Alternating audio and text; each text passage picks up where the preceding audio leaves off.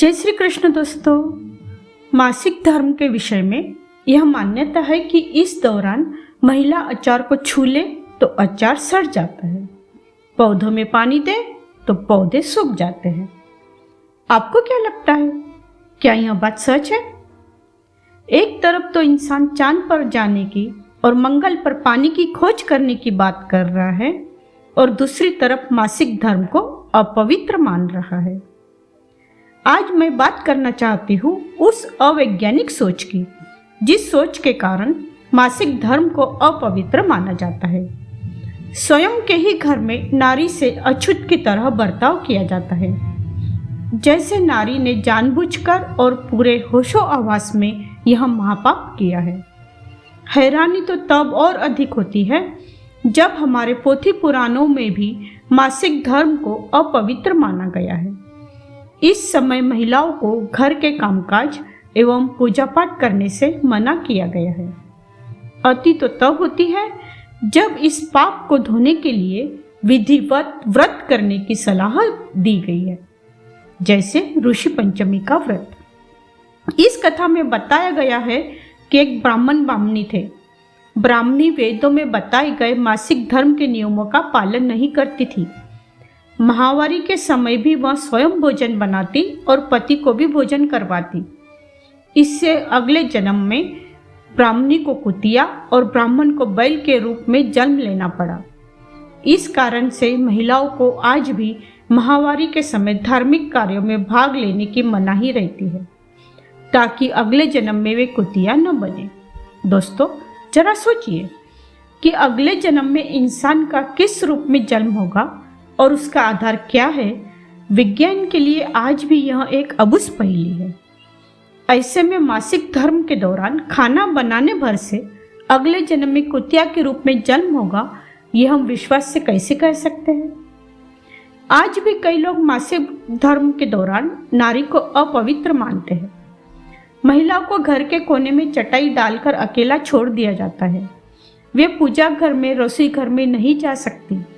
एक तरह से नारी को खुद के ही घर में बहिष्कृत किया जाता है। अचानक घर में मेहमान आने पर वो उन्हें पानी भी नहीं दे सकती। उस समय मेहमानों के सामने नारी को कितना लज्जित होना पड़ता है। इस अपमानजनक स्थिति का दर्द सिर्फ रजस्वला नारी ही समझ सकती है। आजकल कई घरों में महिलाएं मासिक धर्म के दौरान घर के सभी काम करती है, सिर्फ खाना नहीं बनाती है और पूजा घर में नहीं जाती। शहरों में एकल परिवारों के चलते सिर्फ कुछ पढ़े लिखे लोगों ने मजबूरीवश हालत से समझौता करते हुए नारी को रसोई घर में जाने की इजाज़त दे दी है। अब आप ही सोचिए, यदि एकल परिवारों के चलते हम परिस्थिति से समझौता करते हैं, रजस्वला नारी को रसोई घर में जाने की इजाज़त देते हैं, तब क्या नारी को या उसके परिवार वालों को पाप नहीं लगता? दरअसल मासिक चक्र एक नैसर्गिक क्रिया है जो पूरी तरह से शरीर के गर्भावस्था के लिए तैयार होने की प्रक्रिया का एक हिस्सा है। यह कहना कि इससे दूषित रक्त बाहर निकलता है सर्वथा गलत है। चिकित्सीय दृष्टिकोण से नारी का ठीक समय पर रजस्वला होना एक स्वस्थ व्यक्ति होने का संकेत है। हमारे शरीर से जो भी मलमूत्र आदि बाहर निकलते हैं उसमें विषाणु होते ही है, लेकिन इस कारण हम इंसान को अपवित्र तो नहीं मानते। फिर रक्तस्राव होने पर नारी को अपवित्र क्यों माना जाता है? यदि पीरियड से होना स्त्री का गुनाह या पाप है, तो पीरियड से हुए बिना वो माँ कैसे बनेगी? जिस रस से इंसान का शरीर बनता है उसे ही हम अपवित्र कैसे मान सकते हैं? वास्तव में रजस्वला होना प्रकृति का नारी को दिया हुआ एक महावरदान है। इसी वरदान की वजह से नारी माँ बन सकती है। आइए जानते हैं कि मासिक धर्म को अपवित्र क्यों माना जाता है। दरअसल इन 4-5 दिनों में नारी का शरीर थोड़ा कमजोर हो जाता है। कई महिलाओं को तो असहनीय दर्द भी होता है। अतः यह बात ध्यान में रखते हुए शायद हमारे बड़े बुजुर्गों ने यह परंपरा शुरू की होगी कि इसी बहाने नारी को थोड़ा आराम मिलेगा, क्योंकि वैसे तो नारी को कोई आराम करने नहीं देगा। इसलिए हमारे बड़े बुजुर्गों ने बहुत सोच समझकर मासिक धर्म को पाप पुण्य से जोड़ लिया। क्योंकि मूलतः इंसान धर्म भीरु है। इंसान के धर्म भीरुता का फायदा उठाकर मासिक धर्म को अपवित्र कहा गया, ताकि उन तकलीफों वाले दिनों में महिलाओं को थोड़ा आराम मिल सके। लेकिन अच्छी पहल का भी परिणाम उल्टा ही हुआ।